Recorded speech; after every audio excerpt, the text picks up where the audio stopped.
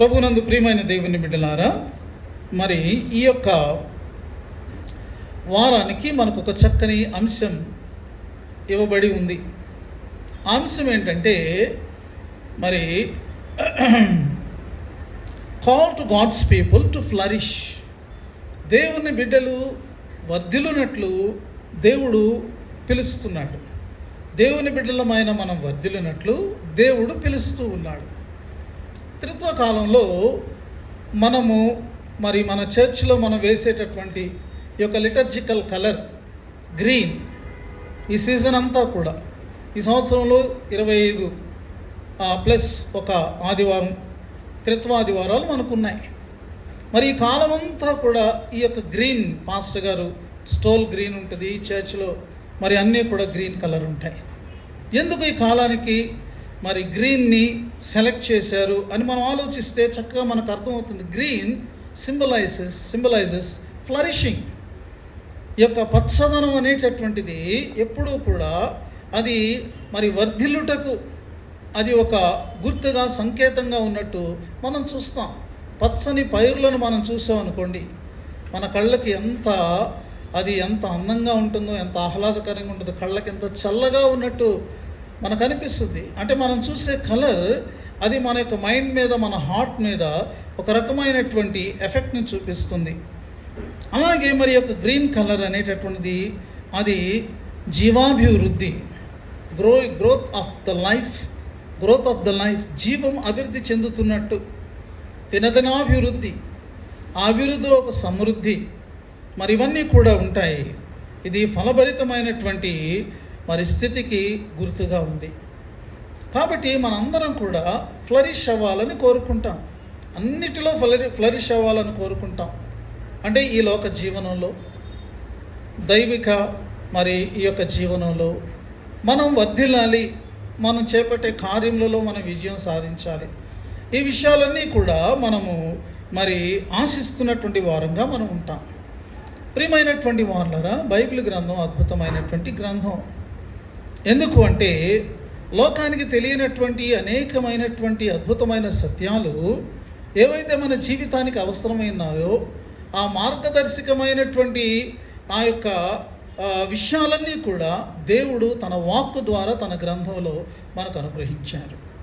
ఈరోజు మనము మరి 6వ అధ్యాయాన్ని చదువుకున్నప్పుడు ఒకసారి 3వ వచనాన్ని మనం చదివినట్లయితే ఇక్కడ వ్రాయబడినటువంటి మాట ఏమిటి అంటే 6వ అధ్యాయం 3వ వచనంలో, కాబట్టి ఇశ్రాయేలు, నీ పితరుల దేవుడైన యెహోవా నీతో చెప్పిన ప్రకారము పాలు తేనెలు ప్రవహించు దేశములో మేలు కలిగి బహుగా అభివృద్ధి నొందినట్లు నీవు వాటిని విని అనుసరించి నడుచుకొనవలెను. ఈ మాటలు విన్నారా? మేలు కలిగి బహుగా అభివృద్ధి పొందినట్లు, మనము మేలు పొందుకుంటూ బహుగా అభివృద్ధి చెందినట్లు దేవుడు మన కొరకు తన మార్గాన్ని నిర్దేశించాడు. మన దేవుడు ఎంత మంచి దేవుడు అంటే ఆయన మనము బానిసలుగా ఆయనకు ఉండాలని కోరుకోవట్లేదు. ఏదో దిగువ స్థాయిలో మనం ఉండాలని ఆయన కోరుకోవటం లేదు. కానీ మనము అభివృద్ధి చెందాలని కోరుకుంటున్నారు. మనము మేలును అనుభవించాలని దేవుడు తన యొక్క చిత్తములో ఆయన నిర్ణయించి ఉన్నాడు. ఇంత గొప్ప దేవుడు అండి. కాబట్టి ఇలాగను అభివృద్ధి పొందాలి, మనము మేలు కలిగిన వారముగా, పొందుచున్న వారముగా మనం జీవించాలి అంటే ఏం చేయాలి? దేనికైనా ఒక మార్గం ఉంటుంది, దేనికైనా ఒక కండిషన్ ఉంటుంది. ఈ లోకంలో ఏది చేయాలన్నా సరే కాజ్ అండ్ ఎఫెక్ట్ అని ఉంటుంది, ఒక విధానం. ఈ ఫ్యాన్ తిరగాలనుకోండి, మనం స్విచ్ చేయాలి కదండి. మరి ఇక్కడ మనం దాన్ని అలా నొక్కగానే ఇక్కడ తిరుగుతుంది. అంటే this is the condition and this is the blessing.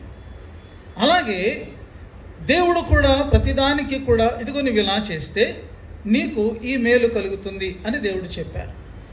మనం మేలు కలిగి బహుగా అభివృద్ధి చెందాలంటే ఏం చేయాలి? చూడండి, దేవుని ఆశీర్వాదము ఏదో మన వరకే ఆయన ఇస్తున్నటువంటి వాడు కాదు. మనకు కూడా లేనటువంటి ప్రణాళికను దేవుడు కలిగి ఉన్నాడు. దేవుని యొక్క ప్రణాళిక చాలా అది భవిష్యత్తు వరకు కూడా ఉన్నటువంటిది అన్నమాట. కాబట్టి అధ్యాయంలో మొదటి వచనంలో మనం చదువుకుంటే రాయబడింది ఏంటంటే, నీవును నీ కుమారుడును నీ కుమారుని కుమారుడును. చూసారా ఎక్కడి వరకు వెళ్ళిందో? కేవలము ఇప్పుడున్నటువంటి మన పర్సనల్ లైఫ్, మన ఫ్యామిలీ వరకు మాత్రమే కాదు. ద నెక్స్ట్ జనరేషన్ అంటే మీ పిల్లలు. ఆ తరువాత అక్కడతో ఆగిపోవడం లేదు. వాళ్ళ యొక్క మరలా ఆ పిల్లల పిల్లలు అంటే మనవలు మనవరాండ్రు అన్నమాట. సో సహజంగా మరి జనరల్గా మనవలను చూసేటటువంటి అవకాశం ఉంటుంది. ఆ తర్వాత అంటే మనము దాని గ్యారంటీగా చెప్పలేము. సహజంగా మనవలను చూసేటటువంటి ఒక చక్కని సంతోషకరమైనటువంటి అనుభవం దేవుడు అనుగ్రహిస్తారు. కాబట్టి దేవుడు ఎక్కడ వరకు దీనిని పొడిగించారంటే నీవును నీ యొక్క బిడ్డలు నీ బిడ్డల బిడ్డలు. కాబట్టి అన్ని తరాల వరకు కూడా ఆశీర్వదించబడాలి అంటే అక్కడ తాగిపోతాను కాదు. ఆ తర్వాత నీ కుమారుడు దాన్ని కంటిన్యూ చేస్తే అది మళ్ళీ నెక్స్ట్ స్టేజ్కి వెళ్తుంది. అలాగునది మరి ఆ కంటిన్యూటీ అనేటటువంటిది ఉంటుంది. కాబట్టి నీవు ఏమి చేయాలి? నీవు నీ కుమారుడు నీ కుమారుని కుమారుడు దేవునికి భయపడాలి. ఆయన ఆజ్ఞాపించే కట్టడలను ఆజ్ఞలను నీ జీవితకాలమంతా గైకొనాలి. అప్పుడు నీకు దీర్ఘాయుష్యు, దేవుడు నీకు ఏ స్వాస్థ్యాన్ని ఇవ్వాలనుకున్నాడో దాన్ని నీవు సంతరించుకునేటటువంటి భాగ్యము నీకు కలుగుతాయి. కాబట్టి when God is calling us to flourish, He is calling us to obey His word. అది మనము మరి అభివృద్ధి చెంది వర్ధిల్లాలి అని మనం ఆశించినట్లయితే దేవుడు నిర్దేశించింది ఏంటంటే ఆయన యొక్క వాక్యాన్ని వినిన వారమై దానిని ఆచరించు వారమై మనం ఉండాలి అని దేవుడు చెప్తున్నారు. ప్రియమైనటువంటి వారులారా, ఒక చక్కని మాట ఏంటంటే if you want to flourish in the world, if you flourish in the world you will flourish in the world. నీవు వాక్యంలో కనుక వర్ధిల్లితే లోకములో అన్ని విషయాలలో నీవు వర్ధిల్లుతావు. అయితే మనము మరి ఈ చాలా అధ్యాయాలు ఉన్నాయి ద్వితీయోపదేశ కాండంలో, కానీ 1 నుండి 6 అధ్యాయాలు ఈ భాగం వరకే ఒకవేళ మనం చూస్తే మనం ఏమి ఆచరించాలి అనేటటువంటి కొన్ని సత్యాలను ఆల్రెడీ మోషే సెలవిచ్చాడు. ద్వితీయ ఉపదేశం అంటే రెండోసారి చెప్తున్నాడు. ఆల్రెడీ ఒకసారి చెప్పేశారు. నిర్గమ, సంఖ్య, లేవి కాండంలో ఏవైతే చెప్పారో వాటిని ఇప్పుడు ఒక క్రమమైన విధానంలో మరలా కూర్చోబెట్టి రిపీట్ చేస్తున్నాడు అనమాట. అందుకనే దీనిని డ్యూటరోనమీ అన్నారు. తెలుగులో ద్వితీయ ఉపదేశం రెండోసారి చెప్తున్నాడు. సో ఇప్పుడు మరి ఇలా చెప్తున్నటువంటి విషయాల్లో ఈ ప్రజలకు ఆల్రెడీ ఉన్నటువంటి ఆధిక్యతలను వివరించాడు. The privileges already the people of Israel have. ఆ యొక్క ఇశ్రాయేలు ప్రజలు కలిగినటువంటి ఆధిక్యతలను ఆల్రెడీ చెప్పాడు. వాళ్ళు ఎలాంటి ప్రజలు? They are special people, they are great people. వారు ఒక ప్రత్యేకమైన జనాంగంగా, వారు ఒక గొప్ప జనాంగంగా వాళ్ళు వర్ణించబడ్డారు. అలాగే వారు దేవునికి యాజక రూపమైనటువంటి జనాంగం, రాజులైనటువంటి జనాంగం. ఇలాంటి పేర్లు ప్రపంచంలో ఏ జాతికి కూడా దేవుని చేత ఇవ్వబడలేదు. కాబట్టి they are really very special people. మనము కూడా స్పెషల్ పీపుల్. ఎందుకంటే అంతకంటే అధికంగా దైవ కుమారుడే మన వద్దకు దిగి వచ్చి ఆయన తన రక్తముతో మనలను తన సొత్తుగా కొనుక్కున్నాడు, తన స్వాస్థ్యముగా చేసుకొని ఉన్నాడు. కాబట్టి we are more precious than anybody on this face of this earth. ప్రియమైనటువంటి వారులను ఆధిక్యతలు ఏంటో మనము చూద్దాం. 5 ఆధిక్యతలు నేను మీకు చూపించాలని కోరుతూ ఉన్నాను. మొట్టమొదటిది ఏంటంటే, ఫస్ట్ ప్రివిలేజ్ ఏంటంటే దేవుడు సమీపముగా ఉన్నాడు. వారి దేవుడు వారికి సమీపముగా ఉన్నాడు. God was very close, very near to them. 4వ అధ్యాయం 7వ వచనంలో మనం చూస్తేనండి ఈ రీతిగా వ్రాయబడి ఉన్న ద్వితీయోపదేశ కాండంలో, మనము ఆయనకు మొర్రపెట్టినప్పుడు మన దేవుడని యెహోవా మనకు సమీపముగా ఉన్నట్టు మరి ఏ గొప్ప జనమునకు ఏ దేవుడు సమీపముగా ఉన్నాడు. ప్రజలు వీడు మా దేవుడు లేకపోతే వీడు మా దేవత అని పూజిస్తూ వాళ్ళు అలాంటి భక్తిలో కొనసాగుతూ ఉన్నారే తప్ప మా దేవుడు మాకు సమీపముగా ఉన్నాడు, మేము మొరపెట్టినప్పుడు ఆయన ఆలకించి వెంటనే స్పందిస్తున్నాడు అనేటటువంటి అంత గొప్ప అనుభవాలు చెప్పగలిగినటువంటి వారు ఈ లోకంలో ఎవరు కూడా లేరు. కానీ ఈ ప్రజలు లేదా మనము, మన దేవుడు మనకు సమీపముగా ఉన్నాడు. His name is Emmanuel. ఆయన పేరు దేవుడు మనకు తోడు అని అర్థం. ఇదంత గొప్ప ఆధిక్యత అండి. This is the first privilege. రెండవ ఆధిక్యత మనం చూస్తే 3వ అధ్యాయం 24వ వచనం ప్రకారంగా ఈ రీతిగా వ్రాయబడి ఉంది. వారి దేవుడు వారి కొరకు గొప్ప క్రియలు చేయగలిగిన వాడు. గొప్ప క్రియలు అంటే ఆశ్చర్యమైనటువంటి క్రియలు వారి కొరకు ఆయన చేస్తాడు. కాబట్టి 3వ అధ్యాయం 24వ వచనంలో ఏమని ప్రశ్నించబడిందంటే, ఆకాశమందే కానీ భూమి అందే కానీ నీవు చేయగల క్రియలు చేయగల దేవుడు ఎవడు? Is there anybody else? Challenge. There is nobody. ఆకలిస్తే ఆయన అన్నాడు, మీరేం వరీ అవ్వకండి, ఆకాశం నుండి మీ కొరకు ఆహారం ఇవ్వబడుతుంది అన్నాడు. ఎవడన్నా ఏ దేవుడని ఇలా చేశాడండి? వారు ప్రయాణం చేయవలసి వస్తే, సముద్రం అడ్డు వస్తే, సరే మీరు ఏదో రకంగా మీరు మరి బోట్లు వేసుకుని వెళ్తారో, లేకపోతే బ్రిడ్జ్ కట్టుకుని వెళ్తారో, లేదా పక్కన తిరిగి వెళ్తారో అని అనలా. ఒక్క రాత్రిలో దేవుడు సముద్రాన్ని పాయలు చేసి ఆరిన నేలను ఆయన వారిని అవతలకు నడిపించాడు. ఇలా మనం చెప్పుకుంటూ వెళితే ఇలాంటి క్రియలు చేసినటువంటి దేవుడు ఎవడైనా ఉన్నాడా? సృష్టి ఆది నుండి there is nobody else, only lord God. మన జీవితాలు ఆయన చేసిన కార్యములు ఎంత గొప్పవి, ఎంత ఆశ్చర్యమైనవి. దాన్ని బట్టి మనం దేవునికి వందనాలు చెల్లించాలి.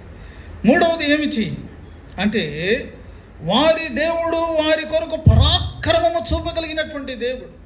ఆయన పరాక్రమవంతుడైనటువంటి దేవుడు, బలాఢ్యుడైనటువంటి దేవుడు, యుద్ధశూరుడైనటువంటి వాడు ఆయన పేరు సైన్యములకు అధిపతిగా యెహోవా. పరాక్రమవంతుడైనటువంటి దేవుడు. అందుచేత ఆయనకి ఈ ప్రశ్న వేయబడింది 3వ అధ్యాయం 24వ వచనంలోని, నీవు చూపు పరాక్రమం చూపగల దేవుడు ఎవడు? Is there anybody? ఎందుకంటే వారు ప్రయాణమై వస్తున్నారు. ఎంతోమంది శత్రు సమూహాలు వాళ్ళకి అడ్డం వచ్చింది. ముఖ్యంగా మరి సిహోను, ఓగు అనేటటువంటి బలమైనటువంటి రాజులు వారికి అడ్డం వచ్చారు. దేవుడు వారికి శక్తినిచ్చి వారిని సమూలంగా అణచివేయనట్లు వారికి జయమునిచ్చి ఆయన నడిపించాడు. కాబట్టి ఇశ్రాయేలీయులు ప్రయాణమై అరణ్యయాత్రల ముందుకు కొనసాగుతుంటే ఆ చుట్టుపక్కల ఉన్నటువంటి జన సమూహాలు ఈ ప్రజలను చూసి వణకడం మొదలుపెట్టారు. వారి దేవుడు వారిని నడిపిస్తున్నాడు, వారి దేవుడు వారికి విజయాలు ఇస్తూ ఉన్నాడు. అంత గొప్ప సంగతి అండి. What a great privilege to have such a great powerful God. ఆ దేవుడు మనకు తోడుగా ఉన్నాడు. మనకేదైనా శత్రువు భీతి మనకున్నట్టయితే దానిని అణచివేసి మనకు జయము ఇవ్వగలిగినటువంటి దేవుడు ఉన్నాడు. అది మనకున్నటువంటి ఆధిక్యత. అలాగే ఇక మనము 4వది మనం చూసినట్లయితే 4వ అధ్యాయం 12వ వచనంలో వ్రాయబడినది, వారి దేవుడు వారితో మాట్లాడే దేవుడు. He is the God who speaks. ఆయన మూగ దేవుడు కాదు, నోరుండి మాట్లాడకుండా అలాగ ఉండిపోయినటువంటి ఒక విగ్రహం కాదు. He speaks. 4వ అధ్యాయం 12వ వచనంలో వ్రాయబడింది, యెహోవా ఆ అగ్ని మధ్య నుండి మీతో మాట్లాడెను. అగ్నిలో నుండి ఆయన స్వరం వినబడింది. అగ్ని జ్వాలలో ఎగిసిపడుతూ ఉంటే ఆ యొక్క పవర్ఫుల్ మరి ఆ యొక్క ఫైర్లో నుండి ఆయన యొక్క స్వరం వినబడుతూ ఉంటే అలాగున అది ఒక మెరుపులాగా, అగ్ని అలాగా మరి వెళుతున్నట్లుగా ఉన్నది. His voice was so powerful. ఆయన అలా మనతో మాట్లాడగలిగినటువంటి వాడు. ఆయన మాట్లాడితే దేవదారు వృక్షాలు ఆ యొక్క పవర్కు విరిగిపోతాయట. జంతువులు మరి లేళ్ళు పిల్లలను ఈనుతాయట ఆయన స్వరం వినబడినప్పుడు. వాక్యంలో వ్రాయబడి ఉన్నది. కానీ ఆయన మనతో మాట్లాడేటప్పుడు అవసరమైతే ఆయన మెల్లనైనటువంటి స్వరంతో మాట్లాడగలడు. He whispers in our ear like our dear friend. ఆయన మాట్లాడే దేవుడు. ఆఖరిగా మనం చూస్తే వారి దేవుడు వారికి తన వాక్యమును ఇచ్చినటువంటి దేవుడు. ఆయన కేవలము మాట్లాడడం మాత్రమే కాదు, వాక్యాన్ని, విధులను ఇచ్చాడు. 4వ అధ్యాయం 8వ వచనంలో మనం చూస్తే, నేడు నేను మీకు అప్పగించుచున్న ఈ ధర్మశాస్త్రం అంతటిలోనున్న కట్టడలను నీతి విధులను గల గొప్ప జనమేది. Is there any other people? ఇంకొక జనం ఉందా? ఇలాంటి నీతి విధులు కలిగినటువంటి ధర్మశాస్త్రాన్ని పొందినటువంటి మరొక జనం ఉన్నదా? నీ దేవుడు నీకిచ్చాడు. ఏమి కట్టడలు అనుసరించాలి, నీతిగా జీవించాలంటే ఏమిటి విధి ఆయన నిర్ణయించి నీకు మాత్రమే ఇచ్చాడు. That is the privilege you have. ఇంకే ప్రజలకి కూడా ఈ యొక్క అదృష్టం, ఈ యొక్క భాగ్యము కలగలేదు. కాబట్టి 3వ అధ్యాయంలో 4వ అధ్యాయంలో ఒక మాట ఇక్కడ వ్రాయబడి ఉన్నదండి. ఏమంటారంటే, మనము 4వ అధ్యాయం 6వ వచనం చదువుకుంటే, ఈ కట్టడలన్నిటినీ మీరు గైకొని అనుసరింపవలెను, వాటిని గూర్చి విను జనముల దృష్టికి అదే మీకు జ్ఞానము, అదే మీకు వివేకము. వారు చూచి నిశ్చయముగా ఈ గొప్ప జనము జ్ఞాన వివేచన గల జనమని చెప్పుకొందరు. ఇశ్రాయేలు ప్రజలు జ్ఞాన వివేచన కలిగినటువంటి జనులంట. ఏమంటే జ్ఞాన వివేచన అంటే ఏంటి అర్థం? What is the meaning? చాలా సింపుల్. దేవుడు ఏమి కోరుతున్నారో ఎరిగినటువంటి జనం అన్నమాట. దేవుని యొక్క మనస్సు ఏంటి, దేవుని హృదయం ఏంటి, దేవుని కోరిక ఏంటి లోకంలో ఎవరికి తెలియదు. కానీ దేవుడు తన ధర్మశాస్త్రంలో తన హృదయాన్ని, తన మనస్సును, తన కోరికను, తన చిత్తాన్ని పెట్టి, ఇదిగో నేను దీన్ని కోరుకుంటున్నాను, మీరు ఇలాగా నా మనస్సును, నా హృదయాన్ని మీరు తెలుసుకుంటే మీరు జ్ఞాన వివేచన కలిగినటువంటి జనం. ఈ లోకంలో శాస్త్రాలు మనం చదవకపోవచ్చు, ఈ లోకంలో పెద్ద పెద్ద డిగ్రీస్ మనకు ఉండకపోవచ్చు, ఈ లోకంలో ఎన్నో రకాలైనటువంటి సాంకేతిక పరమైనటువంటి ఆ యొక్క విజ్ఞానం మనకు లేకపోయి ఉండవచ్చు. It doesn't matter. If you know the will of God, if you know the word of God, that is sufficient. నీవు ఈ లోకంలో ఉన్నటువంటి మిగిలినటువంటి జ్ఞానం కలిగిన వారి కన్నా, వివేకం కలిగిన వారి కన్నా, నిన్ను సృష్టించినటువంటి సృష్టికర్త, he is the author and the finisher, he is the beginning and the end. ఆయన దగ్గర నుంచి నువ్వు వచ్చి నువ్వు మళ్ళీ ఆయన దగ్గరికి వెళ్తావు. కాబట్టి ఆయనను ఎరిగినటువంటి వ్యక్తిగా, ఆయనకు అనుకూలమైన వ్యక్తిగా నువ్వు జీవించినట్లు ఆయన తన వాక్యాన్ని ఇచ్చాడు. 5 ఆధిక్యతలు నేను మీకు చెప్పాను. These are the special privileges of God's people. లోకంలో ఇంకా కోట్ల మంది ఉండొచ్చు, ఎన్నో మతాలు ఉండొచ్చు, ఎన్నో తత్వాలు ఉండొచ్చు, వాళ్ళకి ఆధిక్యత లేదండి. They are still searching for God. మొట్టమొదటిది ఏమిటి అంటే, నీ దేవుడు నీకు సమీపముగా ఉన్నాడు, నీ దేవుడు గొప్ప క్రియలు చేయగలిగిన దేవుడు, నీ దేవుడు పరాక్రమం చూపగలిగిన దేవుడు, నీ దేవుడు నీతో మాట్లాడువాడుగాను, నీ దేవుడు నీకు తన వాక్యం ఇచ్చిన వాడుగాను ఉన్నాడు. ప్రియమైనటువంటి వారులారా, అయితే దేవుడిని మనం తక్కువ అంచనా వేయకూడదు. చాలామంది దేవునికి లిమిటేషన్స్ పెడతారు. దేవుని గురించి అర్థం చేసుకోవడంలో కొన్నిసార్లు అపోహలు పడుతూ ఉంటారు, లేకపోతే దేవుని ఒకవైపు నుంచే చూస్తూ ఉంటారు. కానీ దేవుడు పరిపూర్ణుడైనటువంటి దేవుడు. క్రైస్తవ్యంలో మనం ఎక్కువగా దేవుని యొక్క కృపను, దేవుని ప్రేమను, దేవుని మంచితనాన్ని, దేవుని యొక్క దయను, కరుణను, కటాక్షాన్ని మనం జ్ఞాపకం చేసుకుంటాం, వాస్తవమైనటువంటివి. కానీ దేవునిలో ఇంకా చాలా గుణగణాలు ఉన్నాయి.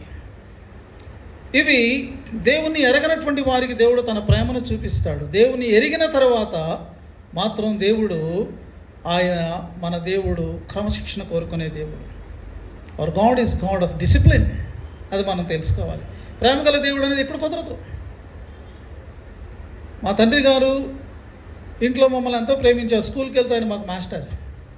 ఏమన్నా తేడా వచ్చిందనుకోండి, మిగిలిన స్టూడెంట్స్ లాగే మమ్మల్ని ట్రీట్ చేసేవాళ్ళు. ఏమైనా తప్పు చేస్తే మాకు కూడా బెత్తంతో దెబ్బలు పడి, మనం గమనించాలి ఆ విషయం.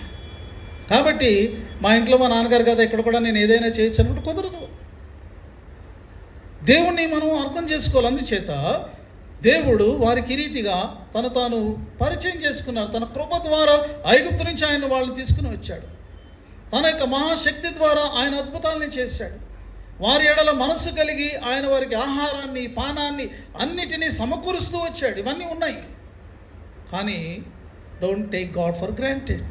ఏదైనా మనం చేయొచ్చు, దేవుడు ఎప్పుడు ఇలాగ ఉంటాడని అనుకోవద్దు. ఒకసారి ఆ దేవుని యొక్క ప్రేమను, కృపను నువ్వు తెలుసుకున్న తర్వాత నీవు ఆ దేవునికి అనుగుణంగా నడుచుకోవాలి. కాబట్టి ఏమని వ్రాయబడి ఉంది, 4వ అధ్యాయం 24 వచనం ఏమన్నాడంటే, ఏలయనగా నీ దేవుడని యెహోవా దహించు అగ్నియు రోషము గల దేవుడునై ఉన్నాడు.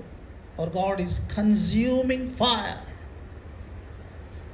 దహించు అగ్ని ఏ రీతిగా కాల్చివేయగలదో అలాంటి దేవుడుగా ఉన్నాడు.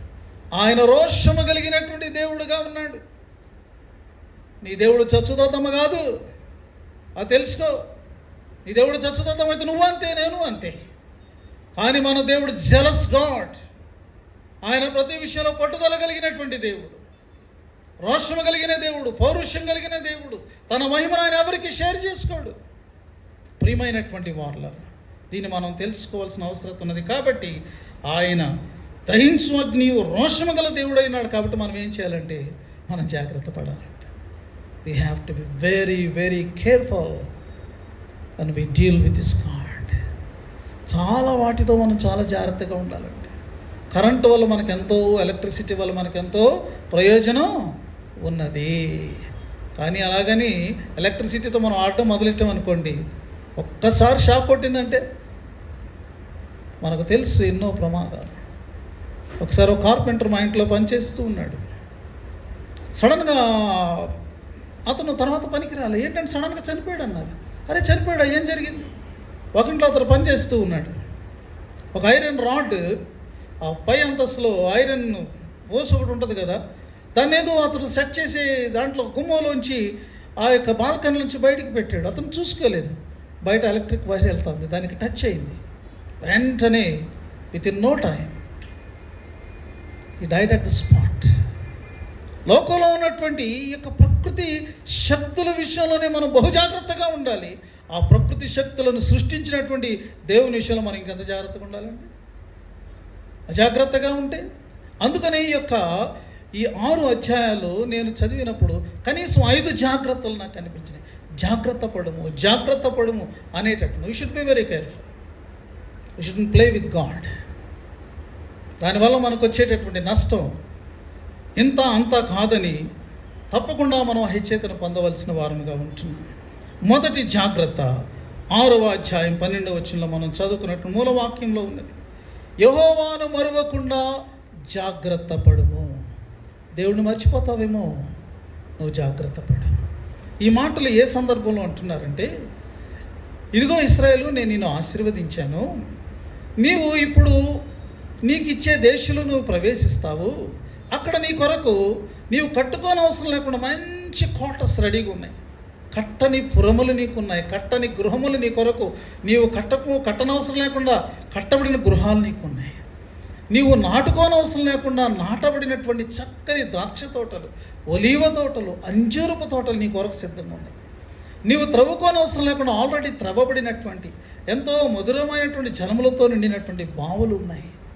ఇప్పుడు వరకు కూడా ప్రతిరోజు నీవు పైకి చూడాలి.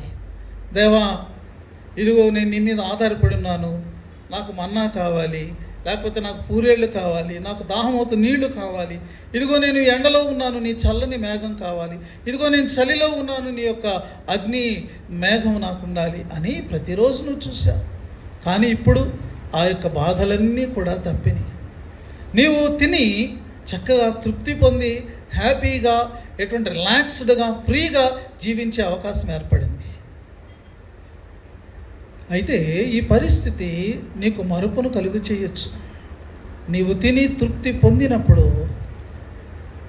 ప్రతిరోజు నువ్వు ప్రార్థన చేసుకునేవాడు ఇదివరకు. ఇప్పుడు ప్రార్థన అవసరం లేకుండా దేవుడు నీకు అన్నిటినీ ఇస్తున్నాడు. ప్రతిరోజు ఆయన దగ్గర, ఆయన వైపు నువ్వు ఇది కావాలి అది కావాలని చూడక్కర్లా. కానీ ఇప్పుడు నువ్వు ఎలా జీవించాలి అంటే ఒక కృతజ్ఞతతో నీవు జీవించాలి. అనుదినము నీవు పొందుకున్న సౌఖ్యాన్ని బట్టి, సుఖాన్ని బట్టి, నీవు తింటున్నటువంటి ఆహారాన్ని బట్టి, తీసుకుంటున్నటువంటి పానాన్ని బట్టి, ధరిస్తున్న వస్త్రాన్ని బట్టి, నీవు కలిగిన నివాసాన్ని బట్టి, ప్రతిదానిని బట్టి, నీ యొక్క సంపాదనను బట్టి, నీకున్నటువంటి పొలమును బట్టి, పంటను బట్టి, నీకున్న కుటుంబాన్ని బట్టి, నీ బిడ్డలను బట్టి, అన్నిటిని బట్టి యూ షుడ్ బి థ్యాంక్ఫుల్. దేవుడు నాకు ఇవ్వకపోతే ఇవన్నీ వచ్చాయా, దేవుడు నన్ను అక్కడి నుంచి నడిపించుకుంటూ ఇక్కడ తీసుకొచ్చి ఇంత సౌఖ్యాన్ని నాకు ఇచ్చాడు అని మనం దేవుణ్ణి మర్చిపోకుండా ఆయనను స్తుతించాలి. ప్రియమైనటువంటి వారలారా, ఒకవేళ దేవుని యొక్క అవసరతను ఫీల్ అవ్వనటువంటి పరిస్థితి వచ్చినట్లయితే నువ్వు క్రమంగా ఆయన మర్చిపోతావు. మర్చిపోయి ఏమనుకుంటావంటే గర్వించడం మొదలు పెడతావు. చూసావా నా స్థాయి ఎలా ఉందో, ఏంటనుకున్నారు ఇప్పుడు నేను, నాకేమైనా తక్కువ ఉందనుకుంటున్నారా అని ఫీల్ అయ్యేటటువంటి ఆ ప్రౌడ్, యారోగెన్స్ అనేటటువంటివి వస్తాయి. అవి ఎప్పుడైతే మన జీవితంలో ప్రవేశించినవో వెంటనే ఫాల్ అనేటటువంటిది స్టార్ట్ అవుతుంది. వెంటనే జీవితంలో పడిపోవడం అనేటటువంటిది ప్రారంభమవుతుంది. ఎందుకంటే నాశనంకు ముందు ఏమి నడుస్తుందండి? గర్వము నడుచును. గర్వం యొక్క దాని యొక్క డెస్టినేషన్ ఏంటంటే డిస్ట్రక్షన్, పూర్తిగా నాశనం అయిపోవడం. మనం జాగ్రత్త పడాలి. ఆ గర్వం మనలోనికి వస్తుందేమో, మరుపు మనలోనికి వస్తుందేమో. అయ్యో నా దేవా, నీవు లేకపోతే ఏమీ నా జీవితంలో లేదు. ఈరోజు నేను పొందుతున్నటువంటి ఈ యొక్క సుఖమైనటువంటి ఈ యొక్క అనుభవాలన్నీ నీ కృపయే దేవా. మనం కృతజ్ఞత కలిగి ఉండాలి. అది జాగ్రత్త కలిగి ఉండటం. రెండవది మరి అంటే మనకు తెలుసు, కీర్తనాకారుడు చెప్పాడు, నా ప్రాణమా యెహోవాను సన్నిధించు, మర్చిపోవద్దు. So always be thankful and grateful to your God. రెండవది 6వ అధ్యాయంలోని 16-17 వచనాలు మనం చదువుకుంటే అక్కడేం వ్రాయబడి ఉందంటే, నీ దేవుడైన యెహోవాను శోధించకుండా నువ్వు జాగ్రత్త పడు. దేవుణ్ణి శోధించడం మనం చేయగలమా? దేవుణ్ణి మనం శోధించగలమా? శోధించడము అంటే అర్థం ఏంటంటే దేవునికి కోపం రప్పించడం అన్నమాట. దేవునికి ఇరిటేషన్ కలుగు చేయడం. ఇశ్రాయేలు బయలుదేరి వస్తున్నారండి. అప్పటికే దేవుడు వారి జీవితంలో ఎన్నో అద్భుతాలు చేశాడండి. అడుగుతూ ఉన్నారు, దేవుడు చేస్తూ ఉన్నాడు. వాళ్ళకి కష్టం వస్తుంది లేదా కొరత వస్తుంది, మోషే దగ్గరికి వెళ్ళి చెప్తున్నారు, మోషే దేవునికి ప్రార్థన చేస్తున్నారు, దేవుడు అనుగ్రహిస్తున్నారు. కానీ ఒకానొక స్థలం దగ్గరికి వచ్చేటప్పటికి వారి ప్రాణాలు అలసిపోయినాయి, చాలా దాహం వేసింది. అప్పుడు కూడా వాళ్ళు ఏం చేసి ఉండాల్సిందంటే, మోషే గారు చాలా దూరం ప్రయాణం చేసాం, మేము అలసిపోయాం, మా బిడ్డలు దాహంతో ఉన్నారు, మా పశువులన్నీ కూడా అవి కూడా దాహంతో అవి ఒగరుస్తూ ఉన్నాయి అని చెప్పి ఉండాల్సింది. కానీ వాళ్ళు ఏమన్నారో తెలుసా? మమ్మల్ని చంపడానికి తెచ్చారు కదా మీరు, ఐగుప్తులో మాకు సమాధులు లేవనుకున్నారా, సమాధులు చేసే స్థలం లేదనుకున్నారా, అరణ్యంలోకి తెచ్చారు అని చాలా చాలా పదునుగాను గాయపరిచే రీతిగాను వాళ్ళు మాట్లాడడం మొదలుపెట్టారు. ప్రియమైనటువంటి వారల, దేవుని యొక్క శక్తిని శంకించుట. ఎప్పుడైతే మనిషి సణుగుతూ ఉన్నాడో, గొణుగుతూ ఉన్నాడో, అప్పుడు అతడు తనలో ఉన్నటువంటి అవిశ్వాసాన్ని వ్యక్తం చేస్తున్నాడు అన్నమాట. అవిశ్వాసాన్ని, ఇప్పటివరకు ఎన్నో మేలులు పొందిన వాటిని ఆధారం చేసుకుని దేవుడు నాకు ఈ కొరతను కూడా తీర్చగలడని నమ్మడం మానేసి సిచ్యువేషన్కి చాలా ప్రాధాన్యతనిచ్చి ఆ సిచ్యువేషన్లోనికి మనం వెళ్ళిపోయి మనము మాట్లాడడం అనేటటువంటిది. అందుకని ఆ స్థలానికి మస్సా, మెరీబా అనే పేర్లు ఇవ్వబడ్డాయి. మస్సా అంటే మరి శోధించడం, మెరీబా అంటే వాదించటం. దేవుని మీద ఎప్పుడైతే అవిశ్వాసాన్ని మనం ప్రకటిస్తామో దానిని మనం దేవునిని శోధించినట్టు. అలా మనం జీవించినప్పుడు దేవునికి మనం విరోధిగా మారిపోతామండి, దేవుడికి మనం దూరం అయిపోతామండి. So always trust God, trust his word and you be faithful. ఏ పరిస్థితిలో అయినా, దేవా నాకు ఇప్పుడు నీళ్లున్నా లేకపోయినా నువ్వు శక్తిగల దేవుడివే, నువ్వు గొప్ప దేవుడివే. అది నీవు నా నీళ్ళు ఇవ్వడం మీద ఆధారపడలేదు. Just I trust you, I believe you Lord, whatever the situation may be, you are great. నువ్వు ఏదైనా నాకు చేయగలవు. ఇప్పుడు నాకు అది లేకపోవచ్చు, నాకు లేదు కాబట్టి నీ శక్తిని నేను ఎందుకు తక్కువ అంచనా వేస్తాను? కాదు ప్రభు అని అంతటి విశ్వాసయోగ్యమైన స్థితిలోనికి మనం వెళ్ళాలి. సంఘమా, జాగ్రత్త పడదాం.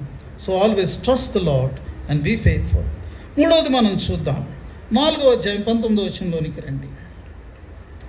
ఇక్కడ వ్రాయబడింది ఏంటంటే, సృష్ట్యములను పూజ చేయకుండా నువ్వు జాగ్రత్త పడాలి. సృష్టించబడినటువంటి వాటికి నీవు పూజ చేయకూడదు. 4వ అధ్యాయం 19వ వచనం. సూర్య చంద్ర నక్షత్రములైన ఆకాశ సైన్యములను చూచి మరులు కొల్పబడి నీ దేవుడని యెహోవా సర్వాకాశం క్రిందనున్న సమస్త ప్రజల కొరకు పంచిపెట్టిన వాటికి నమస్కరించి వాటికి పూజించకుండానట్లు మీరు బహు జాగ్రత్త పడుడి. క్రైస్తవులైనటువంటి మనము ఇలాంటి పనులు మనం చేయకపోయినా కొన్నిసార్లు ఈ ఒత్తిళ్ళు మన మీద పడుతూ ఉన్నాయి. ఆ మధ్యలో ఒక ఆయన సూర్య నమస్కారం చేయాలని పిలిస్తే మన పాస్టర్ గారు కూడా వెళ్ళారు. వెళ్ళి ఆయన కూడా చెప్తున్నాడు సూర్యుడు ఎంత గొప్పడో అది ఇది అని. నీవు సూర్యుడిని పూజించో, సూర్యుడిని సృష్టించిన వాడు పూజిస్తావు. ఇశ్రాయేలీయులు ఇంతకాలము ఐగుప్తులో ఉన్నారండి. ఐగుప్తులో వారికి ప్రధాన దేవుడి పేరు రా, లేకపోతే రే, అంటే సూర్యదేవుడు. ఫరో అంటే ఎవరు? ఆ సూర్యదేవుడి యొక్క కుమారుడు. అర్థమైందా? అందుచేత ప్రతి ఉదయకాలమే నైల్ నదిలోకి వెళ్ళిపోయి తూర్పుకు తిరిగి దండం పెడతా ఉండేవాడు ఈ ఫరో. అప్పుడు ఆ ఫరోకి ఆ సూర్యుడు ఆయన ఆజ్ఞలు ఇస్తే ఇప్పుడు ఆయన వచ్చి దేశంలో ఆజ్ఞలన్నింటినీ కూడా పాటింపజేస్తాడనమాట. అది వాళ్ళకు ఉన్నటువంటి విధానం. మనం రోజంతా ఎండలో తిరుగుతున్నాం, సూర్యుడు తిరిగి నీకు నమస్కారం పెట్టాల్సిన అవసరం నీకేముంది?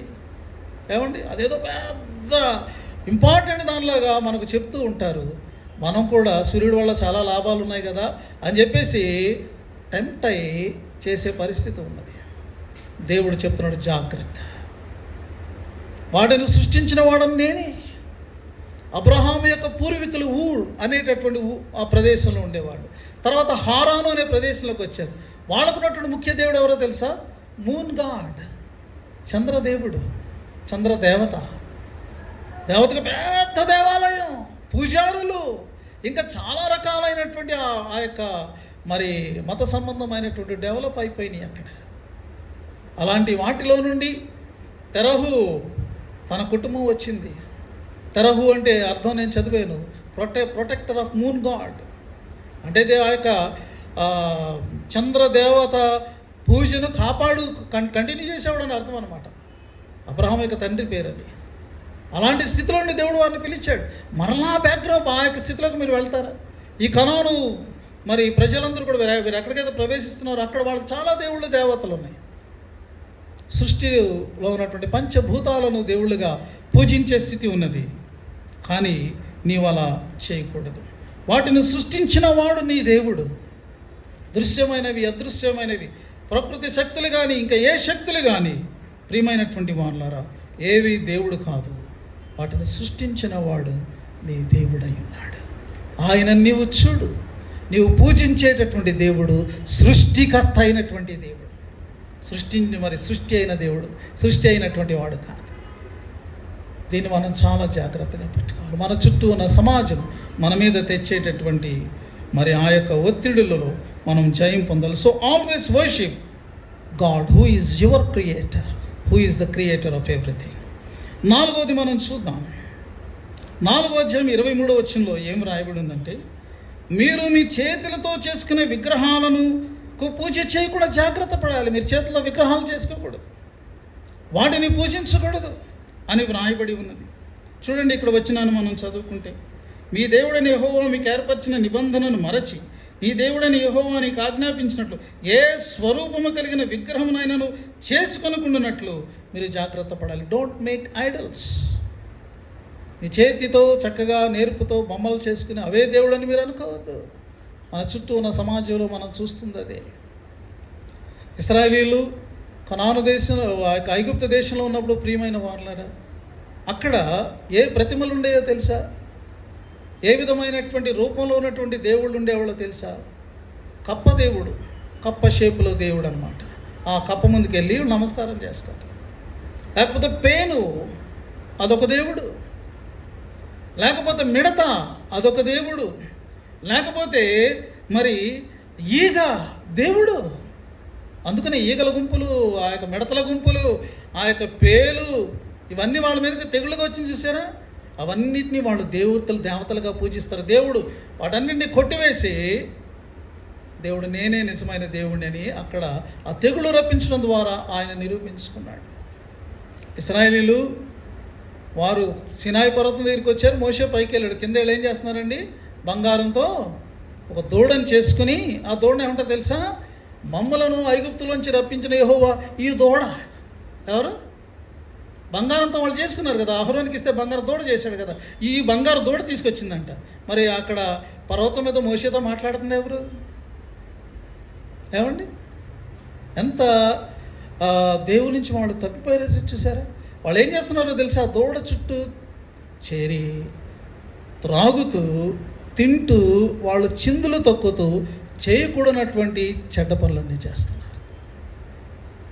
ఈ యొక్క విగ్రహారాధన మనిషిని ఎంత నీచమైనటువంటి స్థితికి నడిపిస్తుందో మనం జాగ్రత్త పడాలి. You are not to bow down. నీ చేతులైతే నమస్కరించడానికి, వాటి ముందు నీ తలదించడానికి కూడా, అలాగ అనడానికి కూడా దేవుడు అనుమతినివ్వడం లేదు. You are worshipping God who is the spirit. ఆత్మ దేవుణ్ణి ఆరాధించేటటువంటి మరి ఆ యొక్క వ్యక్తిగా ఉన్నాడు. No idols, no photos, no photos. ఒక ఆవిడ వాళ్ళ భార్య బ్రతుకున్నంత కాలం కాల్చుకు తినేసాడు. చనిపోయిన తర్వాత తలుపు వెనకాల ఒక ఫోటో పెట్టాడు ఆవిడతో. పొద్దున్నే ప్రతిరోజు మా ఆవిడకి దండం పెట్టుకుంటానండి అంటున్నాడు. కాబట్టి చచ్చిపోయిన తర్వాత భర్తల ఫోటోలకి, భార్యల ఫోటోలకి, ఇలా తాత ఫోటోకి, వాళ్ళు ఎవరైనా అందులో ఉన్నారా, వాళ్ళు ఎక్కడున్నారో మనకు తెలియదు. దేవుడు నమ్మితే పరలోక రాజ్యంలో ఉన్నారు, నమ్మకపోతే శిక్ష కోసం రెడీగా వాళ్ళు ఉన్నారు. ఇక్కడే మనం వీళ్ళకి దండాలు పెడతా ఉంటాం. ఎంత మరి దేవుడు దానిని ఇష్టపడటం లేదు. You are not to worship any things. ఏ వస్తువుల్ని కూడా ఆరాధనా భావంతో చూడకూడదు. అవి ఎంత విలువైనవైనా, ఎంత ప్రత్యేకమైనవైనా వాటిని నువ్వు ఆరాధన, దేవుని యొక్క స్థానాన్ని వాటికి ఇవ్వకూడదు. మనం జ్ఞాపకం చేసుకోవాలి, దేవుని స్థానంలో దేన్నైనా మనం పెట్టేమా అనేటటువంటిది. కాబట్టి మనము ఆత్మారాధికులమట, సత్యారాధికులమట. దేవుడు ఆత్మయ్య ఉన్నాడు కాబట్టి ఆయనను ఆరాధించేవారు ఎలా ఉండాలి ఆయన కోరుకుంటున్నారు? ఒక కాలము వచ్చుచున్నది, ఆయనను ఆరాధించేవారు ఆత్మతోనూ సత్యముతోనూ ఆరాధించాలి. యెరూషలేము కాదు, లేకపోతే ఇక్కడ గెరిజిము పర్వతం కాదు, సమరయులు ఆరాధించుకునే స్థలం. ఈ యొక్క స్థలాలకు ఇంపార్టెన్స్ లేదు, థింగ్స్కి ఇంపార్టెన్స్ లేదు. Our touch, our spirit touching God who is spirit in genuine worship అనమాట. సరే, నిజమైనటువంటి హృదయపూర్వకమైనటువంటి సత్యముతో, హృదయపూర్వకంగా నిజంగా నీ కాన్షియన్స్తో నీవు ఆయనను ఆరాధించడం. గుర్తుపెట్టుకోండి, ఇదిగో మరి విగ్రహములకు పూజ చేయకుండా జాగ్రత్త పడు. చివరిది, ఐదవది మనం చూస్తే 4వ అధ్యాయం 9వ వచనంలో ఏమంటున్నారంటే, నీ మనస్సును జాగ్రత్తగా కాపాడుకొనుము అని అంటున్నారు కదండి. ఒక్క మాట చాలు. 9వ వచనంలో 4వ అధ్యాయంలో చివరి మాట ఏంటంటే, నీ మనస్సును బహుజాగ్రత్తగా కాపాడుకొనము. చాలామంది మనస్సును కంట్రోల్లో పెట్టుకోరు, మనస్సు యొక్క కంట్రోల్లోనికి వాళ్ళు వెళ్ళిపోతారు. మనసు ఎలా చెప్తే అలా. మన కళ్ళ ద్వారా కోరికలు మన హృదయంలోనికి ప్రవేశిస్తాయి, లేకపోతే మన మనసులోకి ప్రవేశిస్తాయి. మన చెవుల ద్వారా కొన్ని కోరికలు మన యొక్క మనసులోనికి ప్రవేశిస్తాయి. ఈ యొక్క కళ్ళకు, చెవులకు మనం ఒకవేళ ఫిల్టర్ పెట్టుకోలేదనుకోండి, ఏ చెత్త పడితే ఆ చెత్త మన మనసులోనికి వచ్చేస్తుంది. ఇది మనకు కనపడినా సరే వెంటనే దాన్ని మనం చూసేయాలి అని మనకు అనిపిస్తుంది. మనసులో చెత్త, అపవిత్రత పేరుకుపోయేటటువంటి పరిస్థితి ఉన్నది, చూసారా? కాబట్టి మనము మనస్సుని జాగ్రత్తగా కాపాడుకోవాలంటే, ఎలా కాపాడుకోవాలంటే, దేవుడు నీ జీవితంలో చేసినటువంటి, నీ కన్నుల ఎదుర చేసినటువంటి గొప్ప కార్యములను, నీ దేవుని యొక్క మహిమ కార్యములను నువ్వు మర్చిపోకూడదు. నీ జీవితంలో దేవుడిని ఎన్నోసార్లు స్వస్థపరిచాడు కదా, దాన్ని నువ్వు మర్చిపోవద్దు. నువ్వు చాలా దిగువ స్థాయికి వెళ్ళిపోయావు, అయ్యో నా పరిస్థితి ఎలాగనుకున్నావు. దేవుడు ఆశ్చర్యకరంగా నిన్ను లేపి ఆయన మరలా నిన్ను నిలవబెట్టాడు.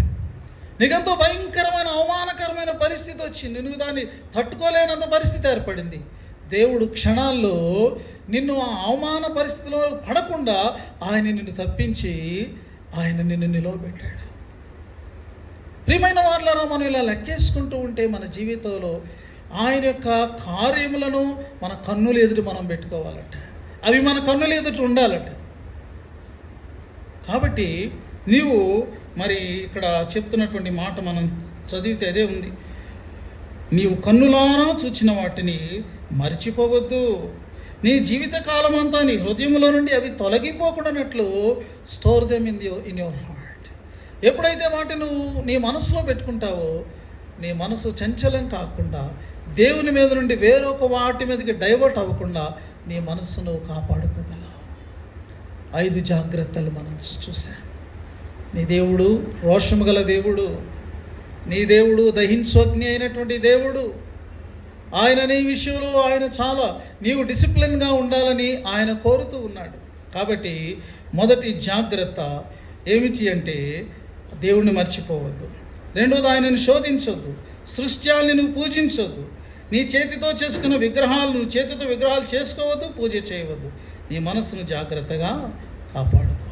అప్పుడు నీ యొక్క జీవితం ఎంతో ఫ్లరిష్ అవుతుంది. ప్రియమైన వారలారా, ఇంకెంతో మన వాక్యాన్ని మనం చెప్పుకోవచ్చు. ఉదయకాలం ప్రభు వాళ్ళ దగ్గరికి మనం వెళుతున్నాం కాబట్టి, ఆయన ప్రేమను, కృపను మనం జ్ఞాపకం చేసుకుంటున్నాం కాబట్టి, ప్రభువా నా జీవితం నీ యొక్క కట్టడిలో ఉండాలి. కట్టడి అంటే డిసిప్లిన్. నీ యొక్క నీతి విధి ప్రకారంగా నా జీవితం నీతిమయంగా ఉండాలి. కాబట్టి అటు కృప దయచేయమని ఆయనను కోరుకుంటూ ప్రభు వాళ్ళను సమీపిద్దాం. ఆత్మదేవుడి వాక్యాన్ని మన వినికిడిలో ఫలింపచేయునుగాక. ఆమేన్. సమస్త జ్ఞానం మించిన దేవుని సమాధానం యేసుక్రీస్తు వలన మీ హృదయములకు తలంపులకు కావలి ఉండునుగాక.